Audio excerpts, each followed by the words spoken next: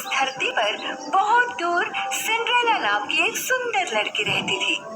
Cinderella की माँ को गुजरे बहुत साल हो गए थे। उसके पिता ने ही उसे पाल पोस कर बड़ा किया था। जब सिंड्रेला के पिता ने दूसरी शादी की तब उसके जीवन में बहुत बदलाव आया। उसके पिता की नई पत्नी और उनकी 2 बेटियां सौतेले पिता के घर रहने आए। पहली बार जब वे मिले तब से सौतेली माँ को सिंड्रेला एक आंख ना भाती थी। वो और उनकी बेटियां सिंड्रेला के सौंदर्य और दयालु दिल से बहुत ईर्ष्या करते थे। सिंड्रेला की बहन सिंड्रेला जितनी खूबसूरत नहीं थी। इतना ही नहीं, वो दोनों कठोर और बिगड़ी हुई भी थी। एक दिन किसी काम के कारण सिंड्रेला के पिता को लंबी यात्रा पर जाना पड़ा और यही वो समय था जब सिंड्रेला की सौतेली माँ और बहनों ने उसके जीवन को नर्क बना दिया।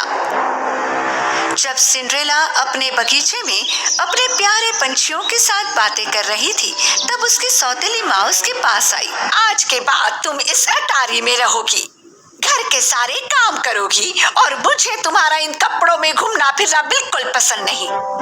सिंड्रेला को पता नहीं था इस पर क्या बोले। असहाय रूप से जैसा उसे कहा गया उसने किया। उसने अपनी चीजें उठाई और अटारी में चली गई। उस दिन के बाद से सिंड्रेला घर के सारे काम खुद ही कर लिया करती थी। वो बहुत थक जाती, लेकिन ना उसकी सौतेली माँ या उसकी सौतेली बहनों को उसकी दया आई। फर्श को दोबारा ठीक से साफ करो, क्या तुम्हें धूल नहीं दिखाई देती? तुमने अभी तक कपड़े नहीं धोए, मेरे पास पहनने के लिए कुछ नहीं।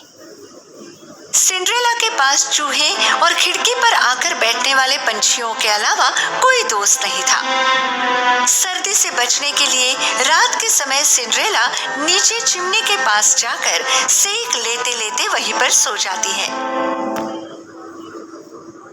ऐसे ही दिन गुजरते गए। एक दिन शहर में राज्य द्वारा एक घोषणा की गई।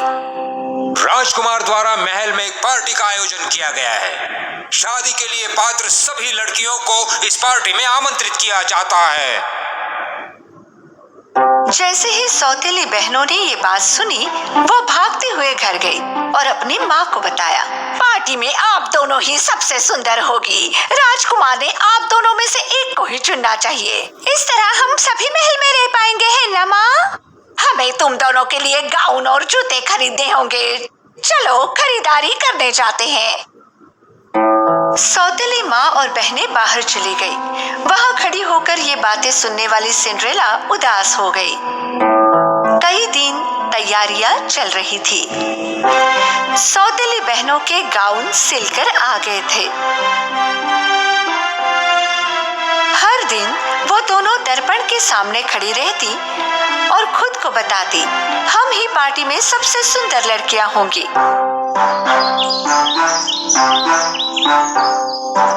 आखिर वो दिन आ ही गया। सौतेली बहनें आज जल्दी उठ गई थी।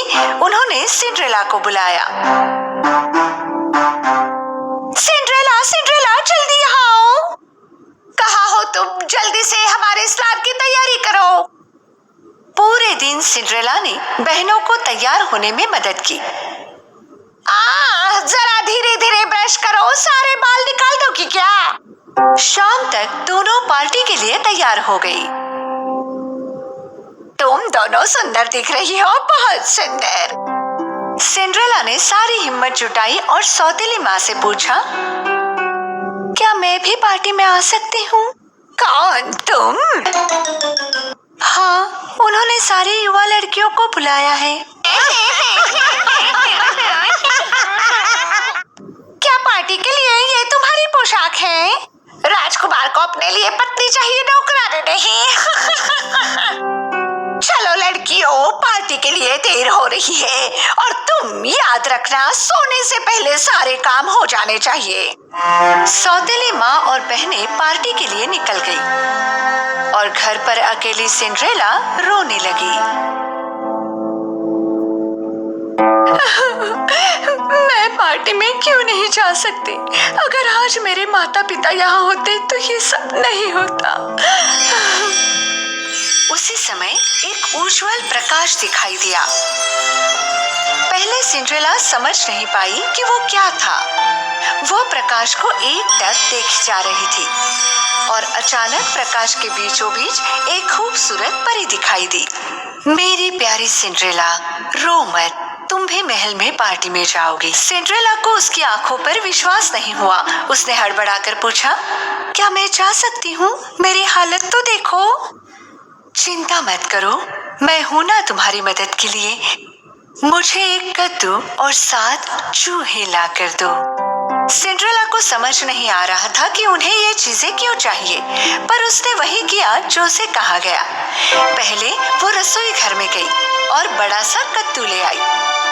फिर वो अटारी में गई और अपने चूहे दोस्तों को लेकर फिर से नीचे आई। परी ने अपनी जादुई छड़ी से कद्दू को एक सुंदर बग्गी में बदल दिया। फिर वो चूहों की तरफ मुड़ी। उनमें से एक ड्राइवर बन गया और बाकी 6 सुंदर सफेद घोड़ों में बदल गए। आश्चर्यचकित सिंड्रेला बग्गी और घोड़ों को देख रही थी। तभी परी उसकी तरफ मुड़ी। जब उसने अपनी जादुई छड़ी से सिंड्रेला को छुआ, उसकी पुरानी ड्रेस एक खूबसूरत पार्टी गाउन में बदल गई।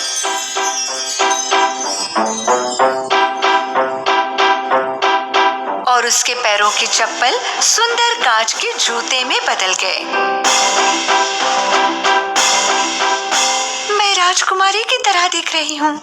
अब पार्टी में जाने का समय हो गया है, पर भूलना मत, जैसे ही घड़ी में 12 बजते हैं तुम घर चले आना, क्योंकि उसके बाद तुम पहले जैसी हो जाओगी। सिंड्रेला ने परी को बहुत ध्यान से सुना। फिर वो बग्गी में बैठी और महल की ओर चल पड़ी। उसकी खूबसूरत बग्गी महल के सामने जाकर रुक गई। जब सिंड्रेला ने भव्य दरवाजों से महल में प्रवेश किया, सबकी आंखें उसे ही देख रही थी। वो बहुत सुंदर और खानदानी लग रही थी। उसकी सौतेली माँ और सौतेली बहनें भी इस सुंदर महिला को देखती रह गई थी। वे उसे पहचान भी नहीं पाई थी। अचानक सीढ़ियों पर राजकुमार दिखाई दिया। सिंड्रेला सच में पार्टी में उपस्थित सभी लड़कियों में सुंदर लग रही थी। राजकुमार को पहले ही नजर में इस खूबसूरत लड़की से प्यार हो गया। सभी उसे उत्सुकता से देख रहे थे। वो धीरे धीरे आगे की तरफ बढ़ता गया।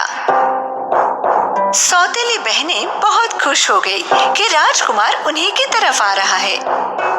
आओ, वो मेरे पास आ रहा है। नहीं, वो मेरे पास आ रहा है। पर राजकुमार आगे बढ़ा, सिंड्रेला के सामने जाकर रुक गया। हे सुंदर युवती, क्या तुम मेरे साथ नृत्य करना पसंद करोगी? सिंड्रेला ने विनम्रता से हाँ कहा। राजकुमार और सिंड्रेला ने उत्सुकता से देख रहे आमंत्रितों के बीच नृत्य करना शुरू किया। सिंड्रेला संगीत और नृत्य से इतनी प्रभावित हो गई, उसे लगा मानो महल में वो और राजकुमार है, बस दोनों ही। वे दोनों देर रात तक नृत्य करते रहे। सिंड्रेला को पता ही नहीं चला कि कितना वक्त गुजर गया है। अचानक उसकी नजर घड़ी पर पड़ी।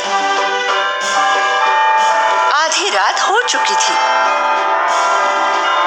उसी समय सिंड्रेला को परी की चेतावनी याद आ गई। जैसे ही घड़ी में 12 बजते हैं तुम घर चली आना, क्योंकि उसके बाद तुम पहले जैसी हो जाओगी। हड़बड़ाकर उसने राजकुमार को वहीं छोड़ा और वो भागने लगी। जब वो महल की सीढ़ियां उतर रही थी, उसका एक जूता वहीं छूट गया और उसके पास उसे लेने का समय भी नहीं था। जैसे ही वो बाहर पहुंची, घड़ी में 12 बज चुके थे और फिर से सब कुछ वैसा हो गया जैसे पहले था। जब राजकुमार उसके पीछे भागा, उसे वो जूता सीढ़ियों पर मिला। पता करो ये जूता किसका है, फिर चाहे इसके लिए राज्य की सारी लड़कियों को आपको मिलना पड़े, उसे ढूंढ कर लाओ। सिंड्रेला हाफती हुई घर पहुंची और सीधे अटारी पर गई। वो राजकुमार के साथ बिताए समय को सोचने लगी। उसे पता था कि उसके पास कोई मौका नहीं था, पर फिर भी उसे राजकुमार से प्यार हो गया। राजकुमार के लिए उस लड़की को खोजना असंभव था और अगर वो खोज भी लेता तो पहचान नहीं पाता। राजकुमार के आदमी राज्य के घर घर जाकर उस जूते के मालकिन को खोजने लगे, पर जूता किसी भी लड़की के पैर में फिट नहीं हुआ।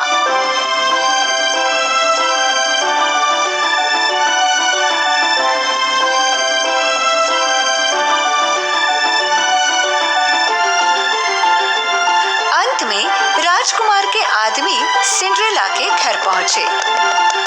सिंड्रेला राजकुमार की गाड़ी को घर के सामने देखकर बहुत खुश हो गई। जैसे ही सिंड्रेला कमरे के बाहर जाने लगी, उसकी सौतेली माँ दरवाजे पर दिखाई दी। तू कहाँ चल दी? तुम भी जूता पहनने की कोशिश करना चाहती हो?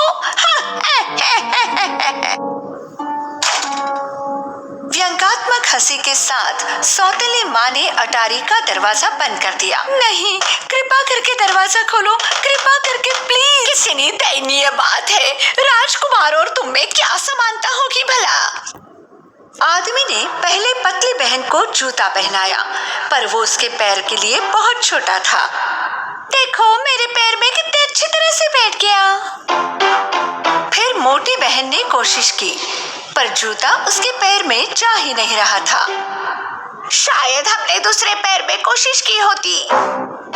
उन्होंने कोशिश तो बहुत की, पर नाकाम रहे। सिंड्रेला ने खिड़की की तरफ दौड़ने की आखिरी कोशिश की, पर खिड़की बहुत ऊपर थी। वो रोने लगी। उसे रोता देख उसके चूहे दोस्त उसके पास आए। मेरी सौतेली माँ ने मुझे बंद कर रखा है, चाबी उसी के पास होगी। चूहा दरवाजे के नीचे से फिसलकर बाहर आया। सौतेली माँ दरवाजे पर राजकुमार के आदमियों के साथ खड़ी थी। आप कल क्यों नहीं आते? आज वो बहुत थकी हुई है और पैरों में सूजन है। चूहे ने सौतेली माँ के स्कर्ट पर कूदकर चाबी निकाली और ऊपर की ओर दौड़ा। उसने चाबी दरवाजे के नीचे से अंदर सरकाई।